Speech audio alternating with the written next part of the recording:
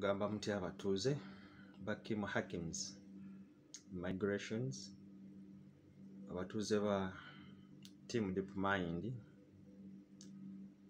n'abatuuze ba Social In-Laws okutwaliza wamu. Kim Hakims ndabiseeko olwaleero kye mbaleetedde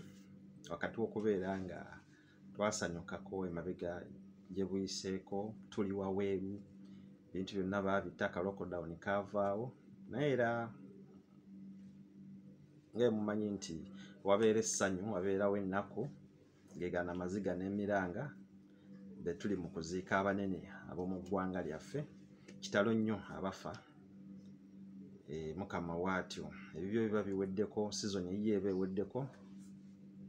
nga season endala eyingirawo ey'abantu abalala, revelations okubikkulirwa ng'okwabalala kuyingira. Bw'oba osiraana ovudde mu system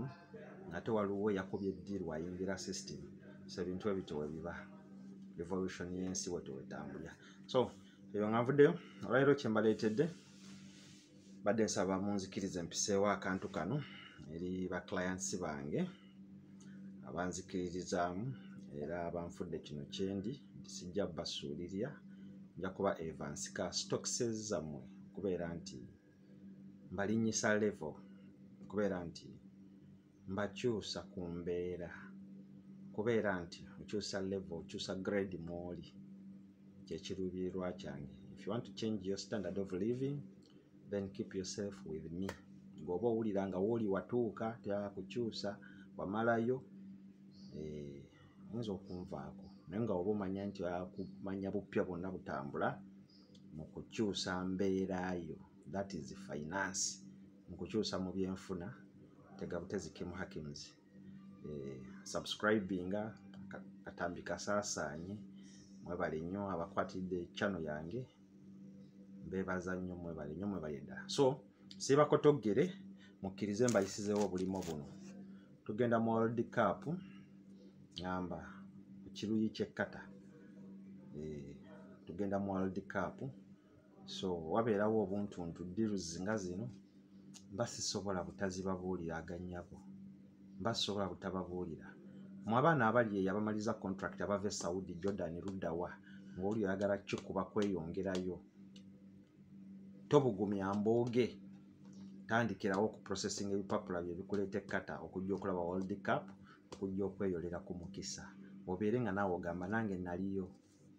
nga World Cup ayinda. Tubadde tumulabira ng'eri Argentina, Germany, luddawa America,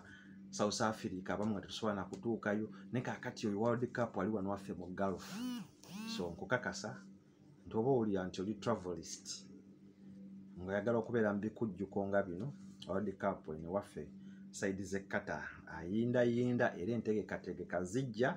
zijja mu buli mbeera, wakati w'okubeera nti kale at least government ekiyingiridde nnyo ku side y'abaana abawala teyagala kubawa visa olw'emize gyammwe gye mumanyi nammwe ebyammwe mutambula nabyo bye mutunda, ate eno tetubyagala oba eno tebabyagala, okitegeera. So singa ebyo bye mutunda ebyamaguzi byammwe mubirekayo, osanga visa zinaabaweebwa, naye nga all on all visa zammwe bazisibye nnyo. For sure company yimirirawo kubawa visa mugitendanga ku baana abawala, naye nga abalenzi sofa ekyammwe kikyatambula. So ngenda baaka opportunity kano oba omukisa guno gwengenda obbalangira okubagamba nti naawe omuwala gezaako, oba oli awo omukisa gwo nga gunaayitamu eno opportunity gyengenda okusomera, company eno gyengenda okulanga eno emirimu gino, okubeera nti ki omukisa gwo ogw'okufuna visa e Qatar before World Cup 2022 mu October gukusange nga wateeredde dda. Tulinawo obulimu buno wammanga housekeeping. Amahotels eno gabeetaaga okukola housekeeping. Wenjogera housekeeping sitegeeza maid ne housekeeping. Lumu mba njogerako awo ne ba colleagues bange ne mugamba housekeeping ye ng'awuza housemaid. My friend, ebigambo tubyawula, oba omuzungu yabyawula. Housekeeping kitegeeza kulabirira mayumba ga hotels, hotel suites. Housekeeping kitegeeza kulabirira ezo rooms eza hotel suites, so si kulabirira biyumba by'Abawarabu.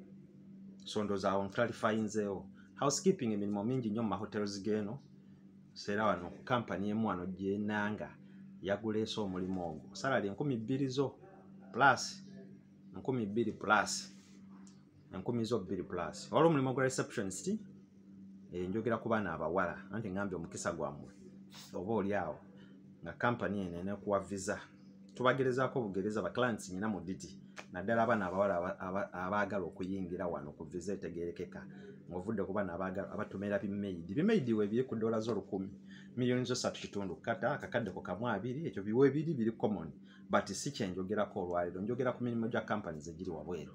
housekeeping emirimu egiri wabweru so waliwo housekeeping receptionist room attendant HSK runner abo baba food runners abaserving emmere ba food runners tubamanyi mu deliveries eje mirimu wegiri line supervisor ejo na mirimu gya kukola mu hotels baana bawala then tutekeko steward security ejo na mirimu wegiri ku baana abawala abasobola okukola then n'abalenzi tulina light driver omotoka obutono tulina heavy driver ne tuba ne bus driver eje mirimu wegiri gitambula maaso wenjogerera kati interviews zigenda maaso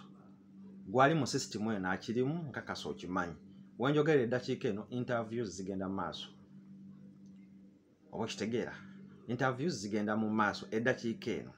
zigenda kuyinda ziyinza okuva wiiki ewedde eddakiika eno zigenda mu maaso paka weekend eya wiiki eno so wolabira wano duka buddusi Sindika busindisi whatsapp number yo ompe whatsapp gundi calling number ye Uganda direct calling number yo ne dues zino wammanga nsindikira CV yo nsindikira passport yo obeera nga CV yo yetaaga kukwata mu kugitereza mitwalo musanvu gyaki kutereza CV yo kukola ku scanninga kukola buli kimu ekyetaagisa okuteekateeka fayiro yo nyamba buyambi ozintere ku mobile money oba owulira nti at least oyagala ofune ku mukisa gw'okunoonyeza ka visa okujja eno sikusabye input tujja mwogerako nga ka visa kafulumi na at least nyamba buyambi ontere akasente ku mobile money akakola ku mpapula z'abamu n'abamu temusobola kutegeka mpapula so oba okakasa nti onootambula teerako emitwalo 7 ompe passport yo tukole ku CV tukole ku nteekateeka then olinde interview zo oba ofunye CV selection that is better oba tofunye it's okay namba yange ya mobile money mugimanyi then ya WhatsApp gye tukolerako emirimu mugimanyi sorry 0705803977 ya WhatsApp so ya mobile money mugimanyi kumuteeka sente so egyo emirimu temugisubwa wegiri gigenda mu maaso osubwa gomanyi kanve wano eyo diru ya myezi 8 ku 10 era World Cup bwati waggwa contract ye beweddeko ng'odda Uganda eddakiika eno abaana batandise okuba applying abaana batandise okufuna visa abaana batandise okutambula awo kanveewo kantumireko ku ba clients bange kansooke ne Aleni Labia Nantayi yonna gy'oli sindikira sente za CV yo etaaga kuteereza nzireko wakabi wange Naomi Campbell big up mpeereza ebipapula byo tubiteeketeeke bulungi sijja kwerabira abaana nga Nakaziba Nuuru kaka na visa eri mu system ejja Hatwiya wangamba odda Dubai ate ongamba oli Uganda sikutegeera nkukubira essimu ojje tutuwe twogere sikulaba RSK visa eri mu system ne naawe ebipapula byo bibulamu okugira singa era wali tuwampa kasente ko RSK nandibadde nkugaana ompe emitwalo 7 so kakati byo ebipapula byo bikyabulamu okutereeza then tusobola okubeera nga tufuna kugina emirimu emisava however much nga twateeka yiri nga nawe obadde omanyi baana bangi Nakabobi Harriet bano bawala abo nabo enjogera by the way soogedde ku balenzi n'abalenzi nyinanga Kyagera Hassan nkutumiddeko Dara Ronald Musoke Taki wadduse interview gwe naku kansolinze baana bangi Mukisa Ronald Mukisa Andrew abaana abapya benfunye na Suna Juliet mwena mbatumiddeko mwebali nnyo kuwagira Kim Hakins keekaako sijja kuwanvuya nnyo sigadde tugamba tunoonye visa zino tujja zifuna oba olidde bwemba nanze ka video katambuze buli mwana ayagala obuyambi abeere nga abufuna obulimu obutambudde. Tusigale tusinkane mukadda ku lutimbe nga etunyumira waweeru. Lockdown bagijjawo, tutambula emisana n'ekiro, teweekwasa oba ova kyana mukaaka osobola okutambula obudde bwonna okubeera ng'onsalako mu kibuga awo, osobola okubeera nga tukola ki, tutambuza embeera, empapula tuzitwalaganya, ne kasoda ojja nako akasente kokola empapula nako tokeerabira. Medical muzikole, medical emitwalo gyo 15 nakasera awo mbanja kuwa enamba abasinga mugimanyi nkolera okuzaina bwazize emporium. Interview zino zenjogeddeko zigenda kukoma weekend tuzikolera wa Mengo ye waliwo office awo. So go ena naagala participating mu bino byenjogedde nga bikunyumira, respond accordingly. See you, bye bye. Mbagala nnyo mweraba.